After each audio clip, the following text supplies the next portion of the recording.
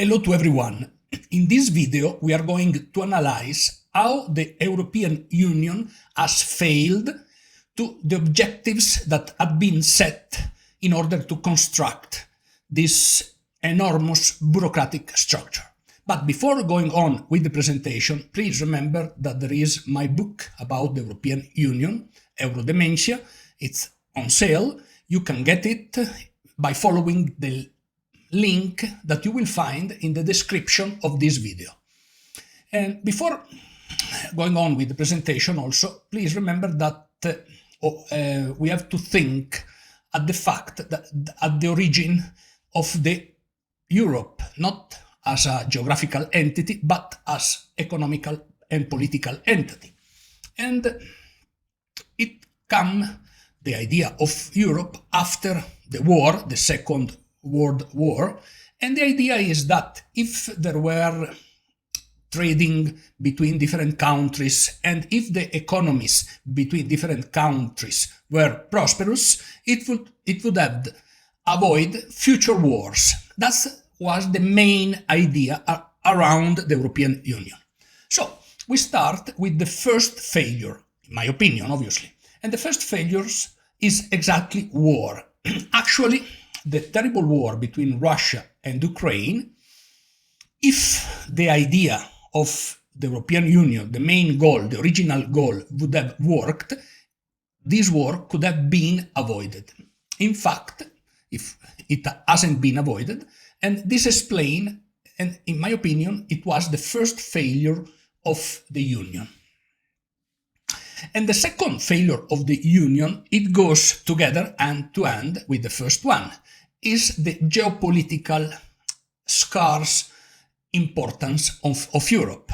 For example, if you are if we think of the Chinese president or the Indian president, and he wants to talk with some European leader, they know that they will talk with bureaucrats.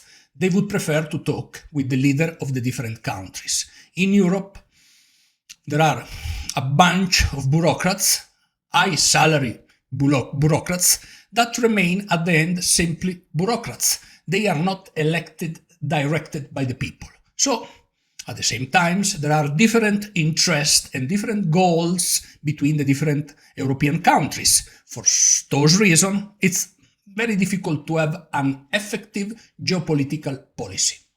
The third one, the third failure, is definitely related to the economy. The European Union, since already a few decades, doesn't grow. There is the incapability of having sustainable economic growth.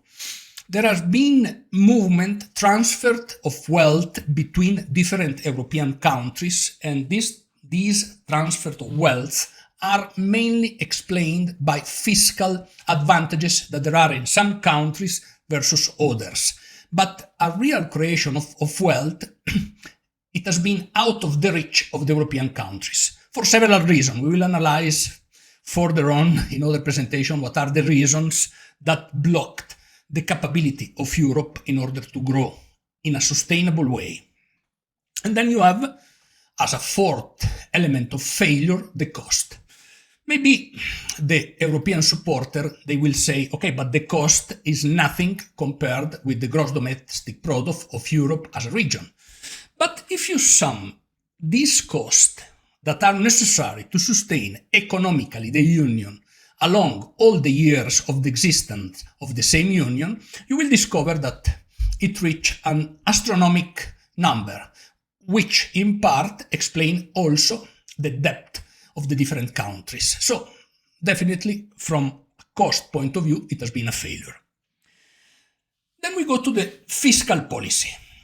And usually you have one money for, not for all the European countries, but for most of them, the euro.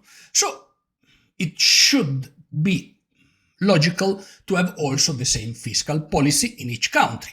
The reality is quite different because you have in each country different fiscal policies.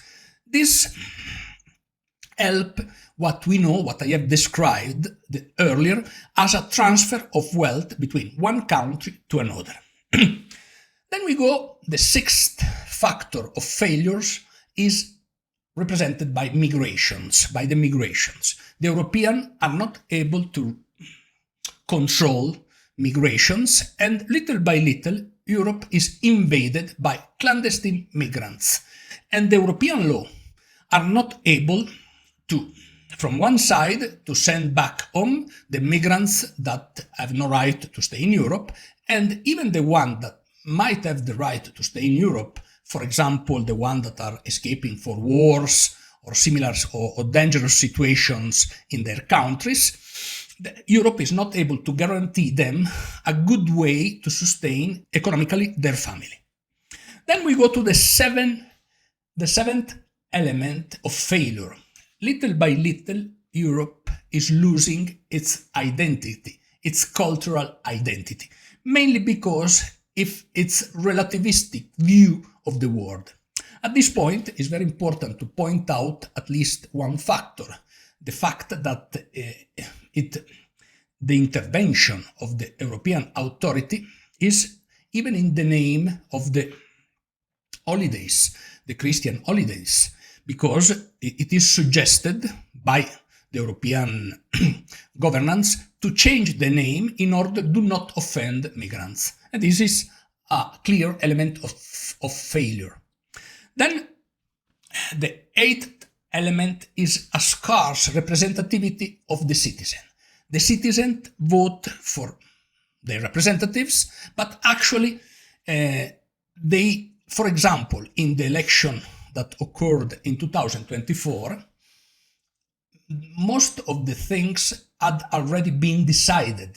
Most of the important jobs had already been decided even before the elections. So imagine you go to place your vote, but at the European bureaucratic level, they have already decided how to split the jobs. That's very, very sad. Then we have, as a ninth element, the demographic. Europe is getting old and older, and it seems that there has been the incapability at European level to help families and to help its people to make more children from an economical point of view and from a social point of view. And this is a very serious subject because it explains also the scarce results in terms of economic results, as I said. Finally, and the 10th element is the regulatory way in which Europe sustain and order its economy and the way their citizens are living. Europe produces regulation over regulation. In order to explain that point, I would like to make a little example. For example, imagine people that are working in a place. There are more workers than what it's really needed. Sometimes the worker realize consciously or unconsciously that they are not really necessary there. So they invent a way of seem to be occupied in something. So the production of regulation, the continuous production of regulation, it explains clearly that most of the people that work at the European level, they don't have nothing to do but to make regulation in order to make the life of citizens, of the European citizens, more complicated. And these, in my opinion, are the 10 most common failures of Europe. Give me your like, share this video with your friend, and subscribe to the channel. Thank you.